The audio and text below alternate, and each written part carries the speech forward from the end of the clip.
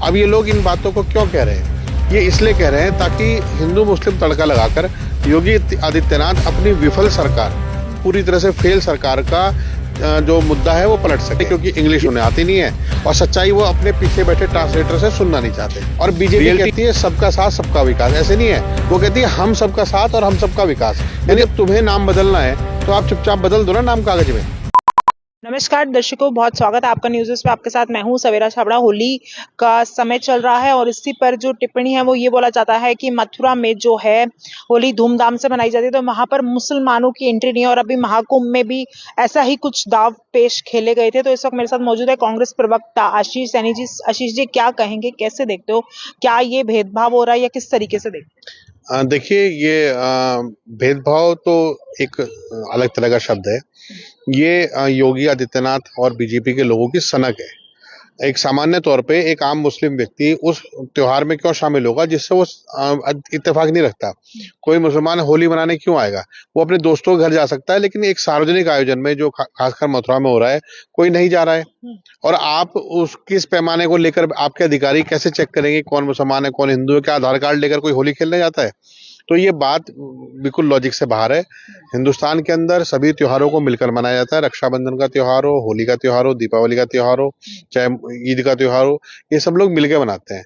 ये कल्चर रहा है, भारतीय कल्चर रहा। इसको पूरे देश ने सार्वजनिक रूप से स्वीकार किया, भारत के संविधान ने। अब ये लोग इन बातों को क्यों कह रहे हैं? ये इसलिए कह रहे हैं ताकि हिंदू मुस्लिम तड़का लगाकर योगी आदित्यनाथ अपनी विफल सरकार, पूरी तरह से फेल सरकार का जो मुद्दा है वो पलट सके। ये सीधे बात नहीं करना चाहते। आज योगी आदित्यनाथ ने जिस तरह से हिंदू मुस्लिम जहर फैलाने का काम किया, ये जहर भाजपा के लिए दवाई का काम करता है, सत्ता में आने का रास्ता है। आज उस जहर के खिलाफ पूरा देश खड़ा है कि कम से कम ये जहर हमारे समाज में ना जाए। एक आपराधिक घटनाओं पर जिस प्रकार से प्रतिक्रिया करते हैं, मुझे अच्छा लगता अगर योगी आदित्यनाथ ये कहते कि इस त्योहार में हम दलितों के यहाँ भी जाएंगे, हम पिछड़ों के भी जाएंगे, हम अगड़ों के भी जाएंगे, सबके यहाँ जाएंगे और सबको होली के रंग में समाहित करने का काम करेंगे। वास्तव में तो जहां जहां भाजपा की सरकार है, खासकर योगी जी की सरकार है, ये लोग आपस में एक दूसरे को लड़ा रहे हैं। जहां पर भी सरकार बीजेपी की होगी, कहीं क्षेत्रवाद के नाम पर, आशीष जी, एक सवाल है और ये सवाल ना राजनीति से परे है। क्या अब लग रहा है कि देश के हालात जो हैं वो कहीं ना कहीं धर्म पे या एक दूसरे पर हीन भावना इस तरीके कुछ ज्यादा हो रहा है? नहीं, निश्चित रूप से ज्यादा हो रहा है, क्योंकि ये एक पार्टी द्वारा चुनाव जीतने के लिए किया जा रहा है, ऐसा नहीं है। बहुत सारे जो हमारे लोग हैं जो मीडिया से भी जुड़े हुए हैं, कहीं ना कहीं जुडिशरी से जुड़े हुए हैं, अधिकारी वर्ग से जुड़े हुए हैं, उनके अंदर भी ये जहर प्रवेश कर गया है। आप देखिए, कुंभ के अंदर मोहम्मद शमी स्नान करने आते हैं। रूबिका लियाकत मीडिया की एक जानी मानी पत्रकार है, वो स्नान करती हैं और वो चली जाती हैं। तो क्या वो मुसलमान नहीं थे? तो ये किसको रोक रहे थे? मतलब आप अपने मनपसंद मुसलमानों को लाकर गंगा जी में स्नान कराएंगे और लोगों को धमकी देंगे कि हम ये चेक कर रहे हैं कि कौन कौन मुसलमान है, मानने नहीं देंगे। जब लोग आपसे कुंभ की अव्यवस्था बात करेंगे तो योगी जी कहेंगे देखो मैंने किसी मुसलमान को आने नहीं दिया।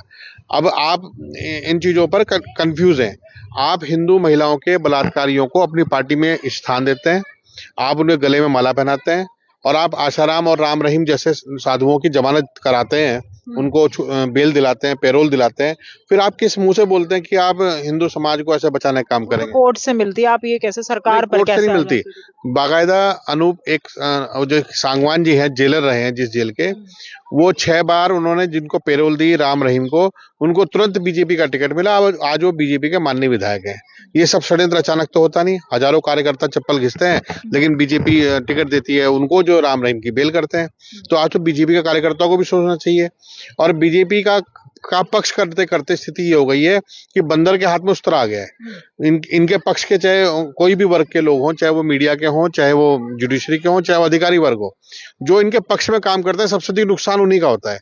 इनके सबसे अधिक पक्ष में कौन थे? अंबानी और अदानी, जिसके लिए मोदी जी ने पूरा हिंदुस्तान बेच दिया। आज क्या हुआ?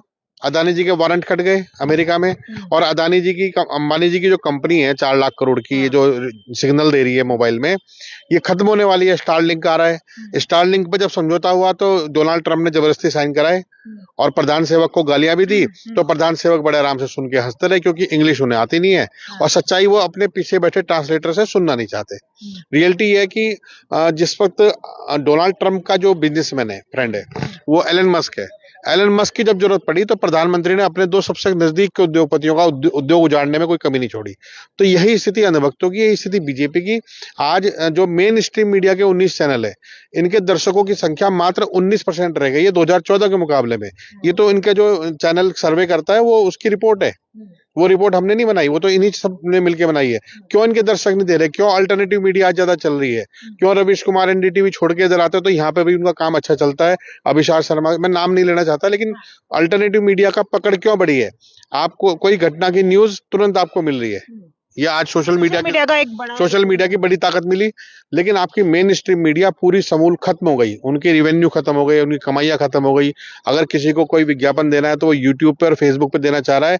कौन जा रहा है इनके चैनलों पे? सिर्फ बीजेपी के लोग और सरकारी विज्ञापन, इसके भरोसे टिके हुए हैं। जिस दिन वो एक आध विज्ञापन भी कम हो गया, भुखमरी की कगार पर आ जाएंगे। यही सब लोग आएंगे तो बर्बाद कौन होगा? जो इनके झूठ पर हाँ करेगा। तो यही स्थिति है। इसलिए मतलब हम लोग ये कहते हैं कि हिंदू मुसलमान करने से, जाति विद्वेष फैलाने से आप तात्कालिक सत्ता तो प्राप्त कर लेंगे, लेकिन डेवलपमेंट का काम नहीं कर पाएंगे। लेकिन एक सवाल ये भी है कि बीजेपी लगातार ये कहती थी कि मतलब कहती भी आई है इनफैक्ट कि कांग्रेस जो है बांटने का काम करती है, हम सबका साथ सबका विकास लेकर चलते हैं, सबको साथ लेकर चलते हैं, और ऐसा नहीं है। तमाम मुसलमान भी आप देखोगे मोदी जी के साथ है, तो कुछ ऐसा तो नहीं है। देखिए, पहले तो मैं लास्ट वाले बात पे कहूंगा, कुछ मुसलमान हो सकता है वो बीजेपी के साथ भी हो, कुछ मुसलमान हो सकता है विभिन्न दलों में हो। जो समझदार व्यक्ति है वो किसी भी पार्टी में हो सकता है, वो बीजेपी में भी हो सकता है, वो बीजेपी को वोट दे, वो उसकी मर्जी, अच्छी बात है, हम लोग उसको क्रिटिसाइज नहीं करेंगे। लेकिन जो मूर्ख व्यक्ति है, जो बुद्धिहीन आदमी है, जो महंगा सिलेंडर लेके भी खुश है, जो महंगाई में भी खुश है, महंगा पेट्रोल, बच्चों की फीस महंगी, सब कुछ महंगा होने के बाद, सब कुछ बर्बाद होने के बाद भी खुश है, वो मूर्ख आदमी तो बीजेपी का ही परमानेंट वोटर है। हम ऐसे आदमी को चाहते हैं कि वो लोकतंत्र का हिस्सा कहीं ना बने।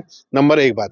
दूसरा, आपने पूछा कि क्या पूछा था? मतलब कांग्रेस जो है ये बांटने का काम करती है। इन्होंने दो नारे, सॉरी मैं भूल गया था, दो नारे बताया कि कांग्रेस बांटने का काम करती है और बीजेपी का कहना है कि सबका साथ सबका विकास। दरअसल इसमें थोड़ा सा संशोधन और है।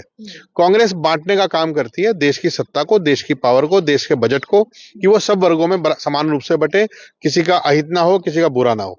और बीजेपी कहती है सबका साथ सबका विकास। ऐसे नहीं है, वो कहती है हम सबका साथ और हम सबका विकास, यानी आप सब लोग मिले रहो। वो भी ये भी कहते हैं कटोगे तो बटोगे। वो मोदी जी हमें नहीं कह रहे हैं, वो कह रहे हैं अदानी अंबानी को, भाई हमसे अलग मत होना, हमसे दूर जाओगे तो मिट जाओगे। तो यही स्थिति उनकी है। तो उन्होंने कहा हम सबका साथ, यानी मैं और अमित शाह और इसके अलावा हमारे 15, 20, 25 उद्योगपति, हमारे 19 चैनल वाले और हमारे जो मित्र जो कई IAS PCS अफसर से लेकर जुडिशरी में बैठे हुए हैं, जो बीजेपी की हर झूठ पे वाह कर रहे हैं, अंधे बनकर बैठे हुए हैं। मैं साफ कह रहा हूं, अंधे बनकर। जो इनके राज्यों के मुख्यमंत्री है ना, किसी दूसरे राज्य में जाके पूछो ना कि जरा बगल के राज्य का मुख्यमंत्री कौन है, आधे से ज्यादा स्टूडेंट्स को नाम भी मालूम नहीं होगा, गूगल में ढूंढना पड़ता है। तो ऐसे जो लीडर नहीं है उनको तो लीडरशिप में बिठा देंगे, तो आपका बेड़ा गर्क होने वाला है। आज शेयर मार्केट की जो गिरने का काम हुआ है, वो केवल डोनाल्ड ट्रंप के गलत बयानों से हुआ, जो भारत के विरोध में थे। केवल उसी कारण से हुआ है। वो इसलिए हुआ है कि आपने दो उद्योगपतियों को देश लूटने का पूरा मौका दे दिया। वो इसलिए हुआ है कि सेबी की जो चेयरमैन है माधवी बुच, वो खुलेआम से शेयर मार्केट को लूट रही है, और आप आंख बंद करके जांच के नाम पर लीवापोती करके बैठ रहे हो। यानी ऐसा कोई संस्थान नहीं बचा, यूनिवर्सिटी नहीं बची, कोई ऐसा संस्थान बचा ही नहीं जहां पे आप काम कर सकें, पढ़ाई कर सकें। रिसर्च का पैसा आपने घटा दिया, रिसर्च होनी बंद हो गई। फिर भी देखो मोदी जी हर जगह सरकार तो बना रहे हैं, आप ऐसे उनको तो सरकार बन रही है लगातार। निश्चित रूप से सरकार इसलिए बन रही है कि उन अंधभक्तों के भरोसे जो हिंदू मुस्लिम चाशनी चाट कर ही खुश हैं। हम कम से कम लोकतांत्रिक लोग हैं। आज मैं एक उदाहरण दूंगा कि राहुल जी गए कहां पर, रेलवे स्टेशन पर, उन कुलियों का सम्मान करने के लिए, उनकी वो करने के लिए कि आपने भगदड़ में बचाने का काम किया लोगों को। कितनी बड़ी बात है, वो बहुत कम पूंजी कमा पाते हैं, उसके बाद भी अपनी जान लगाकर उन लोगों को बचाया। और मोदी जी कहाँ जा रहे हैं? अनंत अंबानी के जो उसने वो बना रखा है रिजॉर्ट अपना, जिसमें कई जानवर पाल के उसे जू घोषित किया हुआ है, चिड़ियाघर बना रखा है, और वहां पर जो भी आता है उसे हाथी की खिचड़ी खिलाई जाती है। तो मोदी जी भी हाथी की खिचड़ी खाने गए होंगे वहां। तो आप देखे ना, जाना कहाँ है, चले कहाँ जा रहे हैं। आप माधवी बुच पर अब FIR जाके दर्ज होने के ऑर्डर हुए हैं, लेकिन हाईकोर्ट से राहत मिल गई। तो उसमें मुझे लगता है कहीं ना कहीं सरकार का रोल जरूर है, लेकिन सरकार ने जो कार्रवाई करनी चाहिए थी, चाहे वो अर्थव्यवस्था को लेकर हो, देश के आपसी सद्भाव को लेकर हो, या दुनिया में हमारा नाम होना चाहिए, हमारा सम्मान बढ़ना चाहिए। हमारा सम्मान तब बढ़ेगा जब हमारे मैन्युफैक्चरर कोई अच्छा प्रोडक्ट बनाएंगे। सम्मान तब बढ़ेगा जब हमारे यहाँ के पढ़े लिखे युवा विदेशों में जाके अच्छी जगहों पे काम करेंगे। सवाल और पूछूं, दे आपके हिसाब से देश कहाँ जा रहा है? क्योंकि देखो, लगातार तो ये बोल रहा है हमारा जो है दुनिया भर में डंका बज रहा है, विश्व भर में विश्व स्तर पे मोदी जी का नाम हो रहा है, तो आप कैसे कह सकते हैं हर जगह तो नाम हो रहा है? देखिए जी, अगर हम भाजपा की सरकार, भाजपा के प्रधानमंत्री, इनके जो अंधभक्त लोग हैं और इनके उद्योगपति मित्र हैं जो लूट रहे हैं, इनको भी छोड़ दें तो भी देश अपने आप में बहुत लोकतांत्रिक है, बहुत मजबूत है। कृषि हमारा मुख्य व्यवसाय है, बाकी मैन्युफैक्चरिंग से लेकर हमारे बच्चे आज के समय में बहुत होशियार हैं। इनके द्वारा मतलब यूनिवर्सिटी में लूट किए जाने के बावजूद भी, उत्पीड़न के बावजूद भी हम फिर भी एक अच्छी परफॉर्मेंस दे पाने में सफल है। तो ये इसलिए कि ये देश बहुत बड़ा है, ये देश बहुत मजबूत है, ये देश बहुत बहुत सम्मानित है, और इस देश का सम्मान, इस देश की अर्थव्यवस्था बचाने के लिए पूरा देश लगा हुआ है। ये तो लूटने वाले हैं, इनसे फर्क नहीं पड़ता, या इनके जैसे 10 और खड़े। कांग्रेस ने लूट के खाया है, 60-70 साल कांग्रेस ने लूटा है। नहीं, अगर अगर कांग्रेस ने लूट के देश को इतना सुंदर बना दिया तो ठीक है, हम तो चाहते हैं 10 बार लूटे। और अगर बीजेपी के की सेवा भाव से अगर देश का सब कुछ बर्बाद हो गया, एयरपोर्ट भी बिक गए, ट्रेन बिक गई, प्लेन बिक गई, कुछ बचा ही नहीं है। एक मंत्री है ज्योतिरादित्य सिंधिया, वो एविएशन मिनिस्टर है। वो जब हवाई जहाज ही नहीं आपके पास तो मिनिस्टर काहे के हो? सब तो आपको छोड़ छाड़ के सब उन्होंने हमारे बनाए हुए हवाई जहाज भेज दिए, हमारी बनाई हुई सड़कें थी, थोड़ा थोड़ा चौड़ीकरण किया, उस पर टोल लगा दिया। हमारे बनाए हुए स्कूल थे जिसमें फीस बढ़ा दी, हमारे बनाए हुए एयरपोर्ट थे जिन्होंने इन्होंने भेज दिया। हमारा बनाया हुआ हर एक सिस्टम, जब शुरू में इनकी सरकार आई 2014 में, ये लोग पूछते थे बताइए कांग्रेस ने क्या किया है। अच्छा, हम बोले कांग्रेसी, तुरंत बोल देते देखो हमने ये काम किया है, अगले दिन मोदी जी उसे ही बेच के आते थे। जो सब हमने फिर बताना बंद किया कि हमने कोई काम नहीं किया। महाराज हम ठीक है, आपने जो काम किया है मुझे ये बताइए कि आप अपने काम को बता तो दो।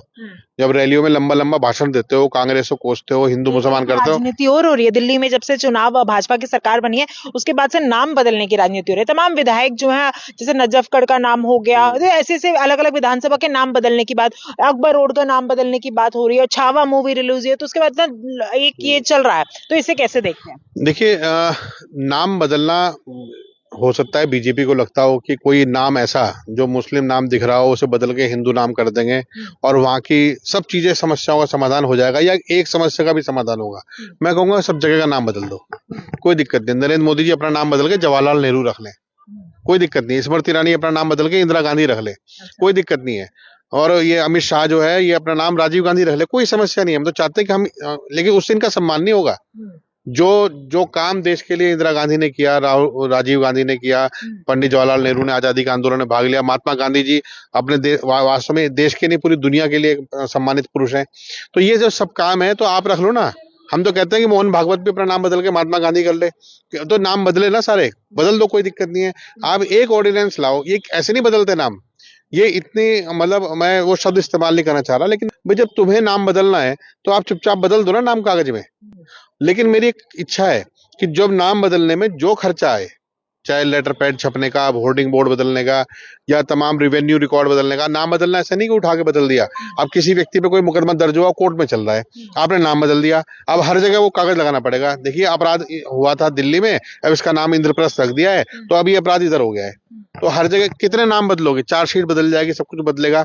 तो नाम बदल के कोई भला नहीं होना है। आप अपना जो काम है उससे आप उसकी पहचान बनाओ ना, वो पहचान बनाएंगे नहीं है। राम मंदिर था, अयोध्या का राम मंदिर, कितना बड़ी उपलब्धि। आज भी बीजेपी का आदमी छाती पीट के कहता है, छाती में बल्कि गड्ढा हो जाता है उनके पीटते पीटते, कि राम मंदिर बनाए। और आप देखो कांग्रेस के लोग वहां आए नहीं। भाई अभी तो अधूरा पड़ा है, उसे पूरा तो बना दो। अभी तो कुछ शुरू भी नहीं हुआ है काम। तो राम मंदिर में पानी की लीकेज हुई, वो जिम्मेदारी नहीं लेंगे, लेकिन राम मंदिर बन गया उस पर छाती पीटेंगे। तो ये जो बीजेपी का काम है, जो अधूरी बात करना। और राम मंदिर 1949 के जो मुकदमा कोर्ट में डला, जिसमें अलग अलग पक्षकार थे, निर्मल अखाड़ा था और मुस्लिम पक्ष की तरफ से वो अंसारी जी थे, उनकी डेथ के बाद उनका बेटा था, और उन्होंने उस कोर्ट के ऑर्डर को स्वीकार किया 2010 में भी, और उससे पहले भी जो कोर्ट का ऑर्डर है, नॉर्मल अपील हुई। भारत की सरकार ने पूरा जो भी किया, सुप्रीम कोर्ट ने निर्णय दिया, उस निर्णय को सबने स्वीकार कर लिया। आप देखिए ना कितना बड़ा दिल है स्वीकार करने वालों का। और तुम अयोध्या में बनाने के बाद नहीं कर पाए, तुमने वहां नरेंद्र मोदी की रैली क्यों करा दी? आप किसी संत महात्मा से कराते हो उद्घाटन? आपने देश के राष्ट्रपति को क्यों नहीं बुलाया, अगर प्रधानमंत्री को बुलाया? क्योंकि राष्ट्रपति दलित थे, शर्म आ रही थी इन्हें। तो ये वास्तव में होली के रंग के नाम पर मुसलमानों को तो रोकने की कोशिश करेंगे, लेकिन जरा भारत के राष्ट्रपति जरा रंग लगा देने तो इनका धर्म भ्रष्ट हो जाएगा भी। ये वास्तव में बहुत चरित्रहीन लोग हैं। ये अपने खुद के बनाए हुए राष्ट्रपति का सम्मान नहीं कर सकते, तो किसका सम्मान आरोप करेंगे? लगा रहे हो आप, बड़ा मैं बड़ा आरोप लगा रहा हूँ। मैं एक आरोप लगा रहा हूँ, भारत की जो वर्तमान राष्ट्रपति हैं, महिला हैं, बड़ी सभ्य महिला हैं, पढ़ी लिखी महिला हैं, लेकिन उनके मिलने जाओगे आप तो भी प्रधानमंत्री कार्यालय से परमिशन लेनी पड़ेगी। यानी उनको बंधक ही बना रखा है। देश की महामहिम राष्ट्रपति तक अगर मेरी आवाज पहुंचे तो उन्हें देश के सम्मान के लिए इस व्यवस्था को खत्म करना होगा।